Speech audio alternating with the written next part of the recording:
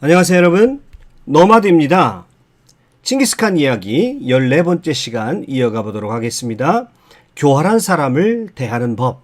자, 이런 제목으로 오늘 강의를 진행할 터인데요. 교활한 사람이라는 것은 옹칸을 의미합니다. 이 옹칸은 케레이티족의 족장입니다만은 테무친과는 아버지와 아들 관계라고 할 정도로 아주 가까운 사람이었습니다만은 그러나 아주 탐욕스럽고 이기적인 인물입니다. 이 사람이 누군가를 가까이 한다는 것은 어디까지나 자신에게 이익이 있기 때문입니다. 그 어떤 사람도 자신에게 이익이 되지 않으면 그는 버릴 수 있는 그런 인물이었습니다. 그래서 삶을 오로지 자신의 이익을 중심으로 정치적인 계산으로 살아온 사람입니다. 그러나 머리가 잘 돌아가는 것만큼 군사적인 능력은 따라주지 않았기 때문에 여기에서 오는 이 언밸런스가 그를 늘 괴롭혔습니다. 그래서 자신을 둘러싼 주변인들을 잘 활용을 해서 자신의 권좌를 지켜내려고 했던, 그래서 늘 머리를 써야 됐던, 잔머리죠. 잔머리를 써야 됐던 그런 인물이 바로 옹칸이었습니다. 몽골 비사를 읽어보면요, 그런 옹칸이 권력을 잃어버리는 사건이 두 번 발생하는데요. 한 번은 테무친의 아버지 예수게이 시절에 그가 한번 권력을 잃어버렸었습니다. 그때도 테무친의 아버지 예수게이가 도와서 그를 권좌를 다시 회복을 시켜 주었는데요. 테무친이 한참 전성기에 올라갔을 때 옹칸이 실각하는 사태가 한번 또 발생하게 됩니다. 옹칸에게는 본래 두 명의 동생이 있었는데요. 자카칸보와 예르게 카라라고 하는 동생이 있었습니다. 자카칸보는 비교적 옹칸과 협력관계에 있었다고 한다면 예르게 카라라고 하는 이 동생은요, 일찍이 옹칸에게 반란을 일으켰다가 패배하고 나서 옆에 나이만족으로 피신을 망명을 갔던 사람입니다. 쿠이텐 전투를 한번 다뤄왔었는데요. 자모카를 중심으로 해가지고 모든 종족이, 초원의 모든 종족이 이 테무친과 옹칸 연합군에 대해서 전쟁을 벌였다라고 했습니다. 이 전투에서 나이만도 참여를 하게 되는데 결과적으로 나이만이 패배를 합니다. 그래서 그 패배를 복수하기 위해서 나이만의 일파가 옹칸의 케레이트를 침공을 하게 됩니다. 그냥 침공한 것이 아니라 망명했던 옹칸의 동생 에르게카라를 앞세워가지고 이 케레이트를 공격하러 왔습니다. 옹칸은 이 전투에 대해서 자신이 있어 했습니다. 그래서 동맹군인 테무친의 도움을 구하지 않고 홀로 전투에 나가게 됩니다. 아마 전리품에 더 관심이 있었던 것 같습니다. 그러다가 옹칸이 나이만족들에게 완전히 참패를 당하게 됩니다. 권좌를 잃어버리게 됩니다. 그래서 케레이트족은 옹칸의 막내 동생인 에르게 카라에 의한 괴뢰 정권이 들어서게 되고 옹칸은 서쪽으로 망명을 하게 됩니다. 완전히 망신을 당하고 이제 망명 생활을 하게 됩니다. 이 지도를 보시죠. 여기가 몽골입니다. 몽골인데 서쪽으로 그가 망명하면서 처음에 카라키타에를 갑니다. 서요라고 그러죠. 이제 거란족의 후예인데요. 이 서요 황제가 처음에는 망명을 받아주는데 웬일인지 이 옹칸이 이쪽에 와서도 거만하게 굴어요. 그래서 이 황제의 눈밖에 나서 거의 쫓겨나다시피 도망쳐 나오게 됩니다. 이 이후에 이 일대를 돌아다니면서 망명생활을 하게 되는데요. 처음에는 제법 돈을 많이 가지고 갔으나 다 써버려가지고 어느 정도 지나고 나니까 거의 거지나 다름없이 방황을 해야 했습니다. 자, 옹칸은 길에서 우연히 얻은 염소 5마리와 그리고 그가 타고 다니던 낙타 1마리를 의지해가지고 거기에서 나오는 우유를 의지해서 살았습니다. 유목민들은 가끔 가다가 식량이 부족하면 가축의 피를 빼내어서 영양 보충을 합니다. 그래서 낙타의 피를 빼가지고 마시면서 겨우 목숨을 부지하다가 도저히 안 되겠던지 테무친에게 간절한 편지를 보내게 됩니다. 그런데 사실 이렇게 옹칸이 테무친에게 도움을 구하는 것은요, 상당히 염치 없는 행동이었습니다. 왜냐하면 쿠이텐 그 산악 전투를 할 때 이 옹칸이 자모카를 추격을 하게 되는데 사실은 추적하는 척 하면서 은근슬쩍 그를 놓아주었거든요. 이 항상 옹칸은 자모카와 이 테무진 사이에 줄타기를 하게 되죠. 그래서 은근히 약한 쪽을 돕고 강한 쪽을 견제하게 됩니다. 이 둘 사이를 묘하게 경쟁을 시킴으로써 자신의 위치를, 자신의 지위를 유지하려고 했던 사람이 바로 옹칸이었습니다. 그리고요, 나이만과 전투에서 그가 졌다라고 했는데 나이만과 전투를 할 때 동맹관계에 있었던 테무친에게 알리지 않았었던 까닭은 뭐냐면 전리품도 혼자 다 챙기겠다는 속셈이 있었던 것이죠. 그는 이렇게 자기의 이익이 될 때는 테무친에게 연락을 하지 않습니다. 그러나 옹칸의 간절한 편지를 받고 테무친은 도움을 주기로 작정을 합니다. 그래서 멀리 사람을 보내서 옹칸을 친히 자신의 캠프로 맞아들이게 됩니다. 그 옹칸의 몰골을 보고요, 태무치는 깜짝 놀랐습니다. 거의 거지나 다름이 없었습니다. 그래서 그는 당장 특별세를 온 캠프에게 균등하게 거둬들입니다.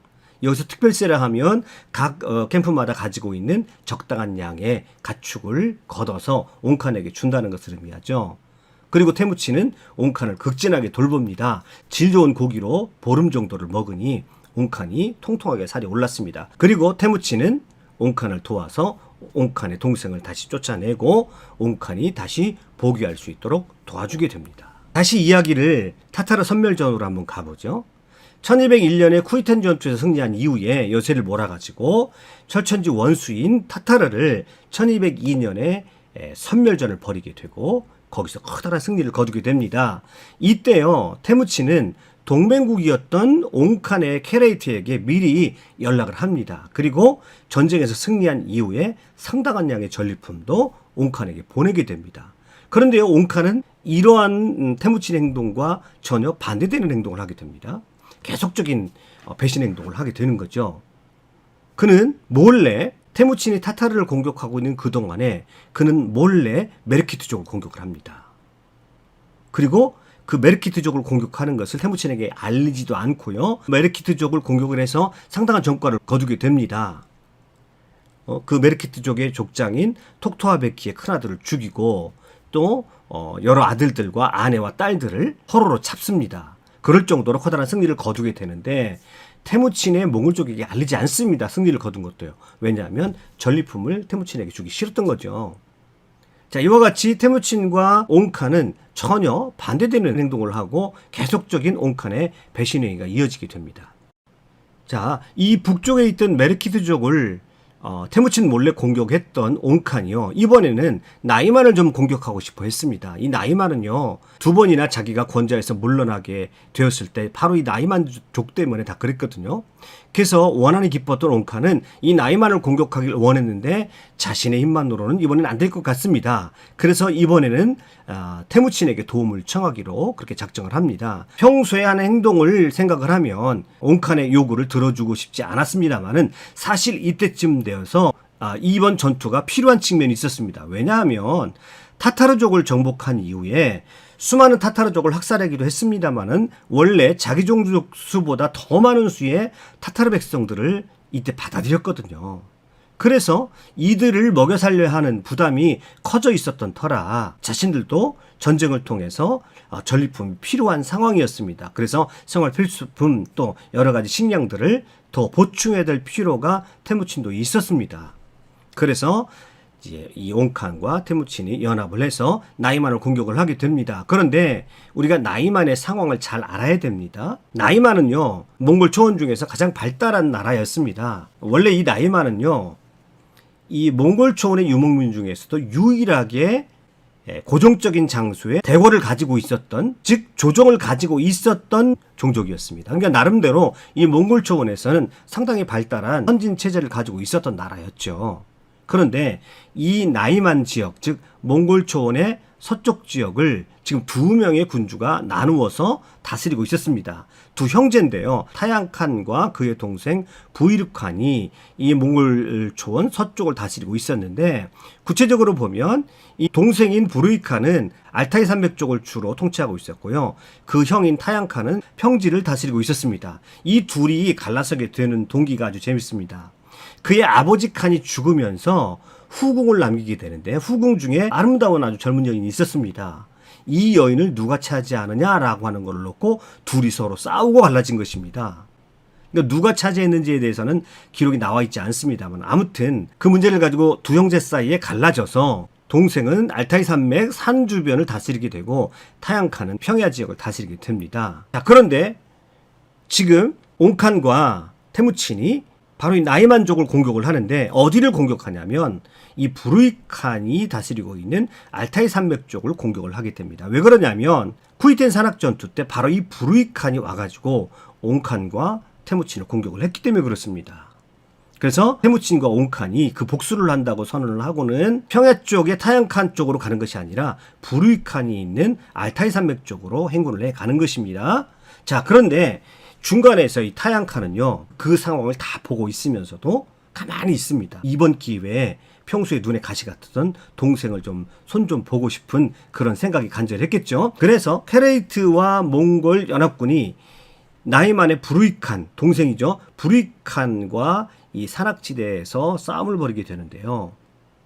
이즈음에 테무친은 동부초원 강자 타타르를 무찌르고 그 사기가 하늘을 찌를 듯한 그런 시기였는지라 부르이칸의 나이만은 상대가 되지 않았습니다.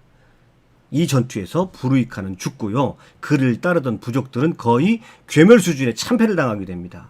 그래서 옹칸과 테무친은 엄청난 양의 전리품을 획득하고 가져갈 수 있는 모든 것을 챙겨가지고 본거지로 돌아가려고 합니다. 그런데 이때 문제가 하나 생겼습니다. 그동안 옆에서 타양칸이 가만히 전투 상황을 살펴보고 있는데 이대로 내버려두면 안 될 것 같습니다. 왜냐하면 여기서 전리품을 가지고 가는 것은 누구 거를 가지고 가는 것이 되는 거냐면 바로 나이만족의 전리품을 가져가는 것이 되죠. 그래서 타양칸은 그것은 또 도저히 받아들일 수가 없었습니다. 그래서요, 나이만 최고의 명장인 쿡세우 사브락 장군을 어디로 보내냐면 이 올란바토르 요 밑에 쪽이요, 바이드리강으로 먼저 보내게 됩니다. 그래서 그들의 퇴로를, 즉 옹칸과 테무친의 퇴로를 차단해버린 것이죠. 이 쿡세우 사브락 장군의 군대는요, 사실상 몽골 초원에서 최정예 부대라고도 할 수 있는 아주 용맹스러운 부대였습니다. 그 당대 옹칸의 본거지가 이 올란바토르 쪽에 있었는데요. 이 일대를 기습적으로 와서 점거를 해버리고 전투 태세에 들어간 것이죠. 후퇴하던 테무진과 옹칸도 이 상황에서는 어쩔 수 없이 전투를 할 수밖에 없다라고 결정을 하게 됩니다. 두 진영이 맞닥뜨렸을 때 마침 날이 어두워졌습니다. 그래서 일단 두 진영은 날이 밝으면 전투를 벌이기로 합니다. 자, 그런데요, 옹칸은 그날 밤 깊은 고민에 빠지게 됩니다. 그의 고민은 무엇일까요? 그는 가만히 생각을 합니다. 자신은 이 전투에서 이미 목적을 다 달성했다라고 생각을 합니다. 왜냐하면 그는 약탈품을 얻을 만큼 충분히 얻었다고 생각을 했습니다. 그래서 그 정도의 약탈품이라고 한다면 어느 정도 권좌를 유지할 만큼의 그런 전리품을 얻었다고 생각을 했기 때문에 더 이상 그는 전쟁을 할 필요가 없다고 그는 생각을 한 것이죠. 더구나 상대는 누굽니까? 강적 쿡세우 사브락 장군, 몽골 초원에서도 굉장히 소문난 장수였거든요. 그 소문난 장수와 굳이 전투를 할 필요가 없겠다라고 옹칸은 생각을 하고요. 그날 밤에요, 몰래 도망을 가게 되는데 옹칸의 케레이트는 그날 밤 횃불만을 남겨둡니다. 그리고 그날 밤 모두 군대가 그 캠프 속에 싹 빠져서 몰래 도망을 하게 됩니다. 다음날 아침에 일어나 보니까 동맹군 옹칸의 진영이 텅 비어있음을 테무친이 발견하게 됩니다. 그리고 이렇게 말을 합니다. 이것들이 우리를 툴레시 삼고 있다. 여기서 툴레시라는 것은 제사 지낼 때 신성한 제물이지만 의식이 끝나고 난 후에는 먹어치우거나 내다버리는 음식을 일컫습니다. 그렇게 자기가 잘해줬는데 테무친이 그렇게 잘해줬음에도 불구하고 우리를 툴레시, 쓸모없는 물건처럼 그렇게 여긴다라고 테무친이 또다시 배신감을 표현하고 있는 것이죠. 테무친은 배신감에 치를 떱니다. 그런데요, 여기서 대반전이 일어납니다.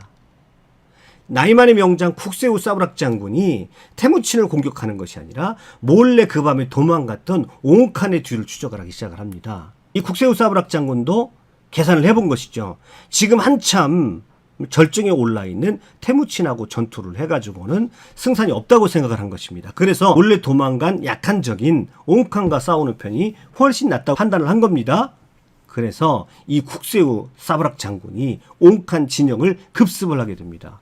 옹칸은 자기들이 도망갔다라고 생각했는데 갑작스럽게 적의 공격을 받아가지고요, 나이만에서 빼앗았던 모든 전리품을 도로 빼앗기고요, 그리고 그것뿐만 아니라 이 사브락 장군이요, 옹칸의 본거지를 습격을 해가지고 오히려 옹칸의 캠프를 약탈을 해서 거기에 있는 모든 물품을 오히려 역으로 챙겨가는 것이었습니다.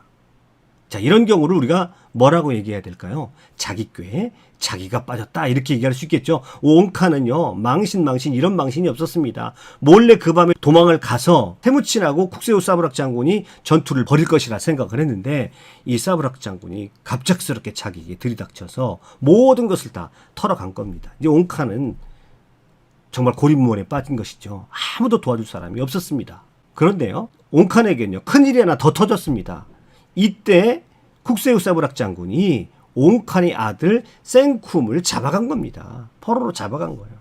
이게 자기 하나밖에 없는 자식이 또 포로로 잡혀갔으니까 그 아들을 구하고 싶은데 그 누구도 도와줄 사람이 없습니다. 그래서 다시 태무친에게 사신을 보냅니다. 애걸복걸을 합니다.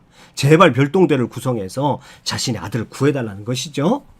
자, 여러분이 태무친이라면 여러분 어떻게 하고 싶습니까? 이 변덕스럽고 간사한 옹칸을 어떻게 하면 좋겠습니까? 그런데요, 여기서 태무친이 또 들어줍니다.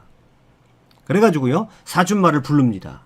사준마, 보르초, 칠라온, 보르쿨, 무칼리. 이 네 명의 준마를, 충성스러운 준마를 다시 불러서 너희들이 옹칸의 아들 생쿰을 구해오라. 이렇게 명령을 내리게 됩니다. 이때 보르초를 위험한 상황에서 보내면서 이 태무친은요, 자신의 가장 아끼는, 정말 극진하게 아끼는 말을 보르초에게 내어주게 되죠.